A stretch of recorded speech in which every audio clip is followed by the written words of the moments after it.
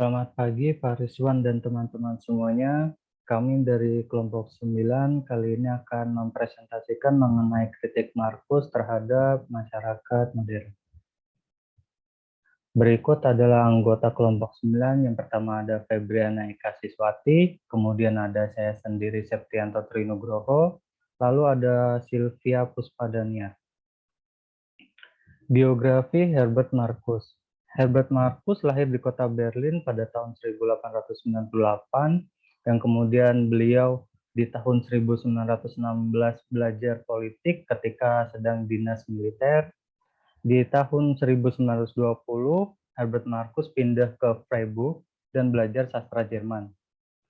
Di tahun 1928, Herbert Marcuse memutuskan untuk menjadi asisten dari Heidegger untuk mendalami ilmu filsafat. Di tahun 1932, Herbert Marcuse berimigrasi ke California untuk melakukan riset di Harvard, Columbia, dan Brandeis. Kapitalisme dan liberalisme. Kapitalisme merupakan sistem perekonomian yang lebih menekankan pada modal atau peran kapital dengan berbagai jenisnya, seperti barang yang digunakan untuk menukar atau menghasilkan barang lainnya. Selain itu, sistem kapitalisme juga digunakan sebagai sistem sosial secara meluas yang bergerak sesuai dengan perkembangan individualisme. Liberalisme merupakan kebebasan setiap individu yang dimana setiap individu memiliki hak asasi manusia dari segala aspek seperti kehidupan sosial, politik, ekonomi, dan budaya. Selanjutnya akan dilanjutkan oleh teman saya. Terima kasih. Selanjutnya, saya Febriana Eka Siswati akan menjelaskan tentang teori one-dimensional man. One-dimensional man teori dari Herbert Marcuse artinya adalah manusia satu dimensi, disebut juga dimensi afirmasi positif.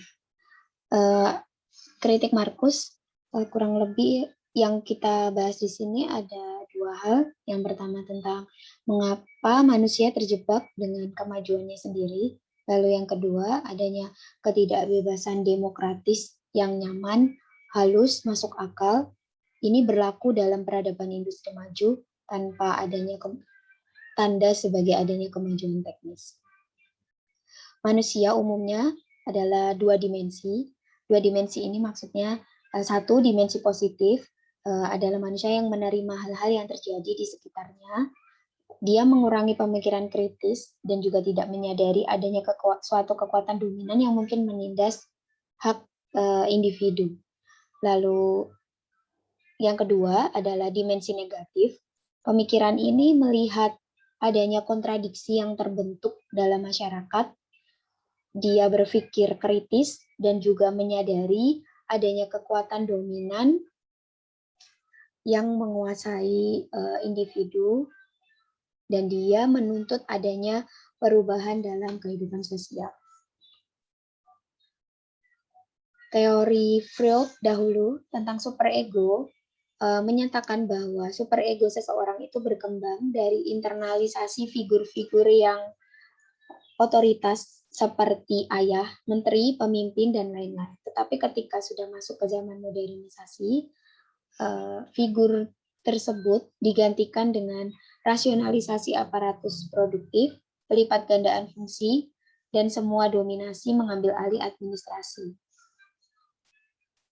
Adanya fungsi dari masyarakat satu dimensi yang secara tidak sadar dibentuk oleh adanya kekuatan-kekuatan yang dominan adalah untuk mengurangi kesadaran kritis dua dimensi.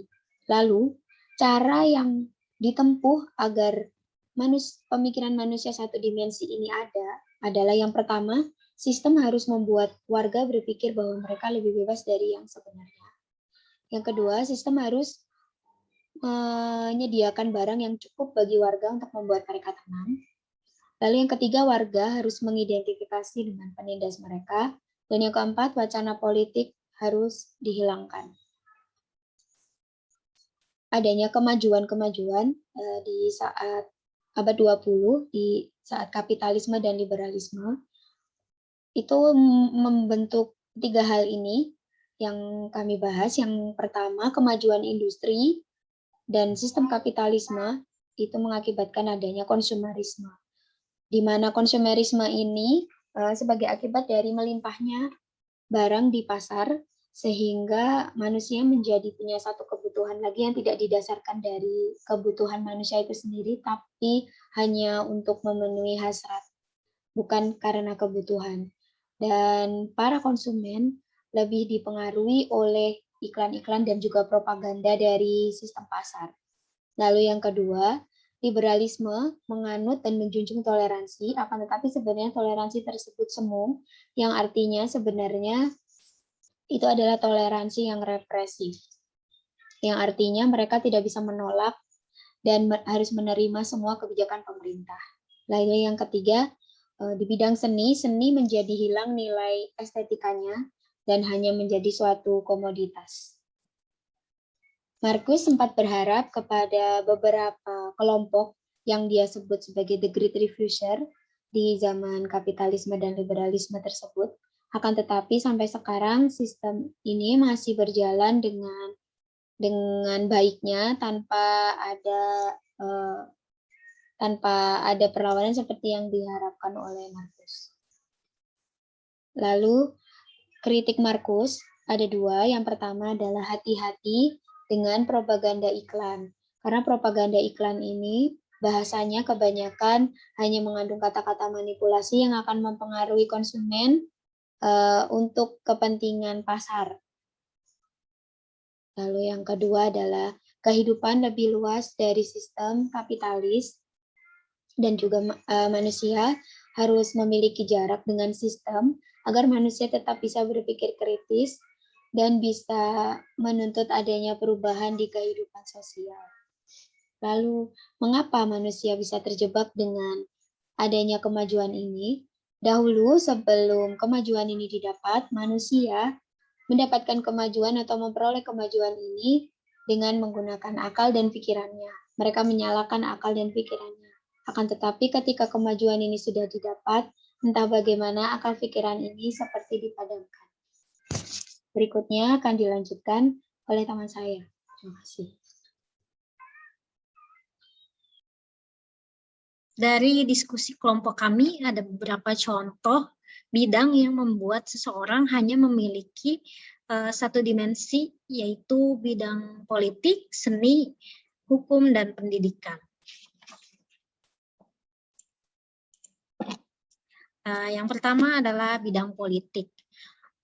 Seseorang yang memiliki satu dimensi banyak sekali ditemukan dalam bidang politik. Contohnya saja seseorang yang ingin mencalonkan dirinya sebagai pemimpin daerah, tetapi wewenangnya tidak ingin diintervensi oleh kepentingan partai politik dan benar-benar ingin mengabdi kepada rakyat.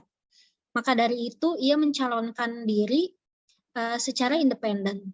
Tetapi untuk maju pada pilkada tanpa dukungan dari partai politik sangat sulit, mengingat banyaknya bujukan-bujukan dari partai politik yang mengejar individu yang sudah dipercaya masyarakat dan dan seseorang tersebut membutuhkan dana yang banyak untuk menyuarakan visi misinya kepada masyarakat. Agaknya sangat sulit bagi orang-orang kritis dan idealis untuk menjadi pemimpin di negeri ini. Untuk yang kedua adalah bidang seni. Akhir-akhir ini media sosial banyak sekali yang menggunakan sensasi untuk mencapai keberhasilan karirnya secara instan di dunia seni, baik itu industri musik atau perfilman. Hal ini banyak menghasilkan popularitas sesaat. Makin maju teknologi, manusia makin mengesampingkan bakatnya. Hal tersebut karena ada tuntutan dari manajemen dan rumah produksi tempatnya bernaung, atau karena hanya ingin mencapai kesuksesan secara instan. Tetapi ada juga seniman yang kritis dan idealis. Ia tidak mau diintervensi oleh manajemen atau rumah produksi dan berani memilih merintis karirnya secara mandiri dengan memanfaatkan kemajuan teknologi untuk mempromosikan talentanya. Yang ketiga adalah bidang pendidikan. Mencontek adalah perbuatan buruk, tetapi pada masa sekarang mencontek atau memberi contekan dijadikan sebagai tindakan solidaritas terhadap teman. Maka hal tersebut nantinya akan menjadi sistem yang dianggap wajar. Dan seseorang yang ingin mencoba keluar dari sistem tersebut atau melaporkan tindakan mencontek dianggap aneh atau mendapat stigma negatif, dimusuhi, bahkan hal yang terparah adalah didiskriminasi. Ada sebuah kasus, sebenarnya ini salah satu dari sekian kasus yang berani melaporkan. Seorang siswa yang menolak untuk mencontek berujung bullying. Ada kemungkinan orang-orang yang tidak berani melaporkan seseorang atau kelompok mencontek itu kemungkinan tidak berani melaporkannya karena takut menerima dampak apabila ia menolak memberikan contekan atau menolak mencontek, ia akan dimusuhi atau didiskriminasi. Untuk kasus yang pernah terjadi di Indonesia bisa dilihat pada link yang telah disematkan. Untuk yang keempat, di bidang hukum. Semakin maju perkembangan zaman, semakin sedikit manusia yang menyuarakan kebenaran, agaknya kalimat itu benar. Contohnya saja pada kasus seorang yang merekam tindakan buruk yaitu pungli, tetapi harus berujung masuk penjara dengan alasan melanggar UU ITE, di mana undang-undang yang menjerat orang tersebut sebagai sistem untuk membenarkan hal yang salah dan menyalahkan hal yang benar. Untuk kasus yang pernah terjadi di Indonesia bisa dilihat pada link yang telah disematkan. Ya. Setelah melihat contoh-contoh yang sudah kami paparkan, kami juga sudah berdiskusi dan mendapatkan beberapa penyebab mengapa seseorang memilih menjadi manusia satu dimensi. Yaitu pertama adalah kebutuhan. Kebutuhan menjadikan manusia mengikuti sistem yang ada dan tidak dapat menolaknya. Misalnya saja pada seorang pekerja yang gerah karena tidak diberikan kesempatan untuk cuti, tetapi ia tidak berani melaporkan karena tidak berani melaporkan kepada lembaga yang menaungi pekerja, karena ia takut dipecat atau kehilangan sumber mata pencahariannya. Yang kedua adalah keinginan. Keinginan merupakan dorongan dari manusia untuk tunduk kepada sistem dan mematuhi persyaratannya agar keinginannya terpenuhi. Contohnya banyak sekali bahasa-bahasa iklan yang propaganda dan akhirnya manusia terjebak di dalamnya. Seperti iklan sabun wajah yang sabun wajah kusam atau berjerawat dan membandingkan hasil sebelum dan sesudah pemakaian. Padahal wajah si model tersebut tuh udah cantik atau sudah cerah dari memang sudah cantik gitu, sudah cerah. Tapi wajah tersebut tuh diedit untuk kusam gitu dan berjerawat. Maka konsumen yang melihat perbandingan itu yang sangat kontras membuat seseorang menginginkan hasil yang sama jika beli produk tersebut. Padahal belum tentu bahan aktifnya, belum tentu bahan aktif yang terkandung di dalamnya tuh cocok sama wajahnya.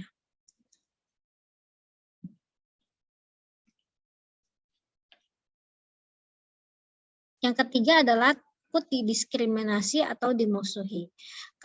Ketakutan seorang didiskriminasi atau dimusuhi juga menjadi faktor mengapa manusia mengikuti arus, sehingga mereka menerima hal-hal buruk yang berlawanan dengan norma. Misalnya saja pada kasus yang sudah disebutkan tadi, siswa yang enggan mencontek tapi ia dibully. Atau seseorang yang mengungkap pungli tapi ia harus ditahan dengan hukuman pidana lain. Demikian presentasi dari kelompok kami, kurang lebihnya mohon maaf. Terima kasih.